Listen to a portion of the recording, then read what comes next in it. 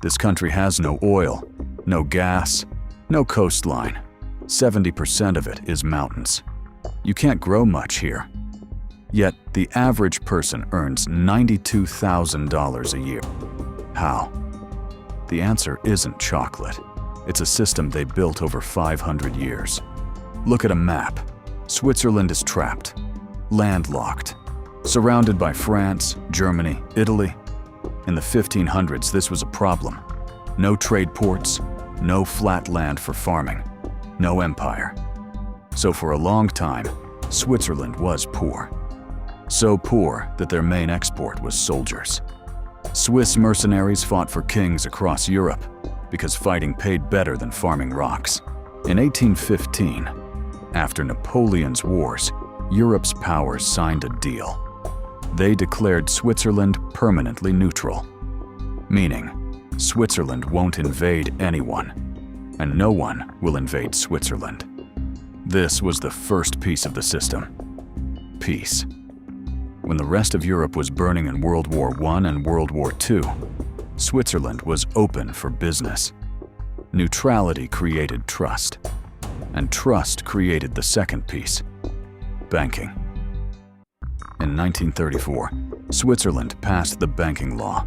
It made it a crime for a banker to reveal a client's name. This was bank secrecy. Think of it like this. Swiss banks became the world's first cloud storage for money. Encrypted, offshore, always online. If you were a king, a business, or anyone with enemies, you sent your money to Switzerland. During World War II, while London was being bombed, Zurich was counting money. German gold, Jewish assets, Allied funds. All of it flowed through Swiss banks. It sounds dark, and it is. But it made Switzerland the center of global finance. By 1945, they weren't just storing money. They were managing it, investing it, and getting rich from the fees. Today, Swiss bank secrecy isn't what it was. After 2018, they shared data with other governments to catch tax evaders. But the reputation remains. Swiss banks still manage $2.6 trillion for foreign clients. Because the system was built on one thing: stability. Your money doesn't disappear here. Your government might collapse, but your Swiss account won't.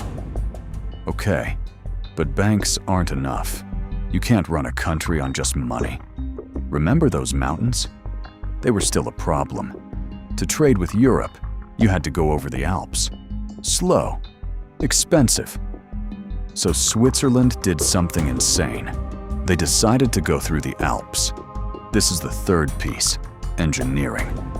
In 2016, they opened the Gotthard Base Tunnel. It's 57 kilometers long.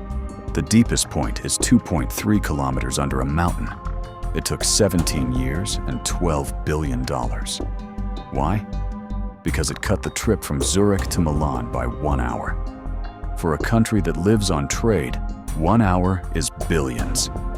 This is Swiss thinking. Mountains are a bug. Engineering is the patch. And it's not just tunnels. Swiss trains are on time 92.5% of the time. If a train is more than 3 minutes late, they announce an apology. If it's 60 minutes late, you get your money back. The whole country runs like a Rolex watch. Switzerland can't compete on cheap labor. A Big Mac here costs $14. So they don't make cheap stuff. They make expensive, precise stuff. Watches, pharmaceuticals, machines. One Rolex can cost $10,000. One Novartis cancer drug can cost $500,000 a year. They sell brains, not labor. High value, small size, perfect for a country with no ports. And to attract the companies that make this stuff, they built Piece 5, tax strategy. The town of Zug has a corporate tax rate of 11.9%. Compare that to 21% in the US. So companies like Glencore, Johnson & Johnson, Google, they all put their European headquarters here. There's one last thing. Switzerland is a direct democracy. 4 times a year, citizens vote on laws. They voted on whether to have 6 weeks vacation. They voted on basic income. They even voted on whether to keep their army. This means the system can't be hijacked easily. The people update the system, like software. So, why is Switzerland so rich with no resources? Because they never had resources. No oil meant no easy money. No coastline meant they had to be smarter. They engineered neutrality. They engineered trust. They engineered through mountains. They engineered time itself. Switzerland didn't get lucky. They built the system. And countries don't work by accident. Next time someone says a country is just rich, ask them, what system did they build? Subscribe if you want to reverse engineer the next one.